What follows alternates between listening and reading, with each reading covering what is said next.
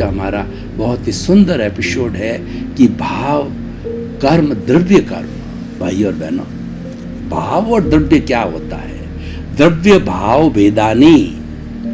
द्रव्य होता है वह दिखाई देता है, और द्रव्य जड़ है। जड़ वह होता है जिसमें वर्ण गंध रस स्पर्श होता है, और जो गलन मिलन धर्मा होता है, मिलता है, जुड़ता है, इसी का नाम संसार है। इसलिए कहा गया है जो संचरण करता है उसको संसार कहते हैं। संसार में हर क्षण हर वस्तु बदलती रहती है। ये जो है वो द्रव्य के कारण है, ये जो है जड़ के कारण है, ये वस्तु के कारण है। क्योंकि वस्तु द्रव्य है, वह जो जड़ है वो विनाशी है, और जो भाव पक्ष है वो चेतना की शक्ति है। भाव चेतना से जुड़ा हुआ है, चेतना का अंग है, इसलिए हम उसको चेतना का अंश कह सकते हैं। जैसे चित्त है वह हमारी चेतना की शक्ति है, भाव है हमारी चेतना की शक्ति है। भाव भीतर रहता है और द्रव्य जो है वो बाहर दिखाई देता है। तो कर्मों की भी दो कैटेगरी हो गई।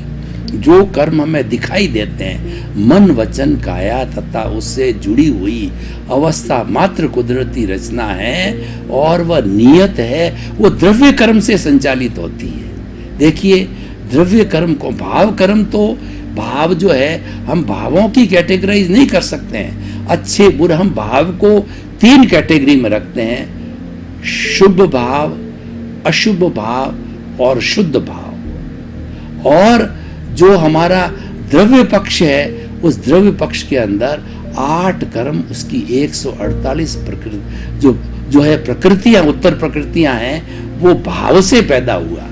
देखिए, मैं एक एक करके आपको बताना चाहता हूं कि द्रव्य पक्ष की तरफ आता हूं कि जो हमारी ये द्रव्य कर्म कौन कौन से हैं: ज्ञानावर्णीय, दर्शनावर्णीय, वेदनीय, मोहनीय, आयुष्य, नाम, गोत्र, अंतराय, और इसकी 148 प्रकृतियां। इसीलिए कहा गया है कि भाव कर्म, द्रव्य कर्म, मन वचन काया तथा मेरे नाम की सर्व माया आप प्रकट परमात्मा प्रभु के सुचरणों में समर्पित करता हूँ। यानी हम भक्ति मार्गी बन गए। हमने हमारे सारे दोष, हमारा अस्तित्व, हमारा मालिकी हक जो है, हमारा मालिकी भाव है, वो प्रभु को समर्पण कर दिया। कौन सा प्रभु? भीतर विराजमान शुद्ध आत्मा भगवान। हमारे आत्मविज्ञान का जो प्रभु है वो भगवान है, वो भीतर बैठता है।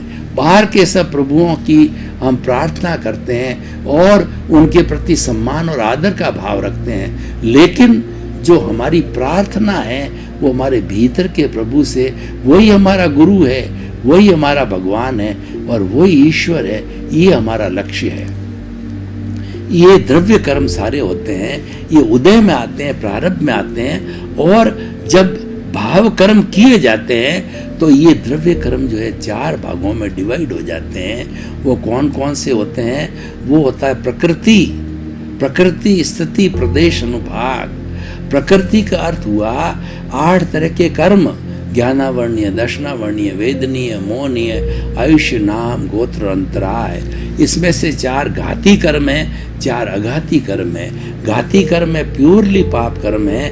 वो क्योंकि वो आत्मा की घात करते हैं, आत्मा का गला घोंटते हैं, आत्मा के ऊपर पर्दा डालते हैं, आत्मा के जो एट्रीब्यूट्स है, उसकी जो क्वालिटीज है, उसकी जो प्रॉपर्टी है, उसको प्रकाश में नहीं आने देते। कैसे प्रकाश में नहीं आने देते हैं? कि सूर्य जो है वो तो चमकता हुआ अनंत शक्ति वाला है और अनंत प्रकाश वाला है। उसके ऊपर बादल आ जाते हैं, घने बादल, थोड़े बादल।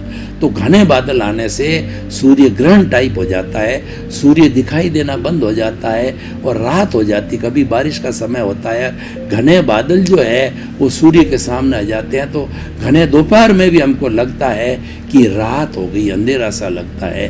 तो इस तरीके के ये आवरण हैं, वो 4 बड़े बड़े आवरण हमारी आत्मा के ऊपर पड़े हैं, जिनको कि हम घाती कर्म कहते हैं।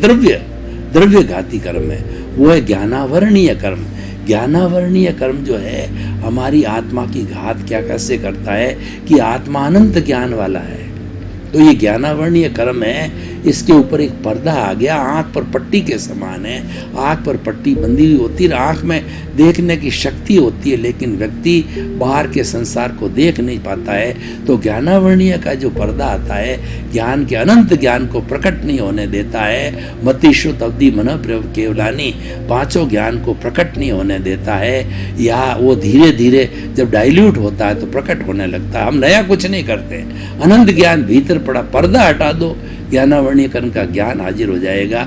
और ये पर्दे से हमको क्या नुकसान होता है कि हमको समझ में नहीं आता, हम भूल जाते हैं, और रिटेंशन नहीं होता है, उसको ज़्यादातर रोक नहीं पाते हैं, धारणा नहीं कर पाते हैं उस ज्ञान की, और वो ज्ञान हमारा श्रद्धा पैदा नहीं करता है। तो इस तरीके से ज्ञान के बारे में जो है हम बिल्कुल जो कहना चाहिए वो हम वंचित रह जाते हैं ज्ञानावर्णीय कर्म से।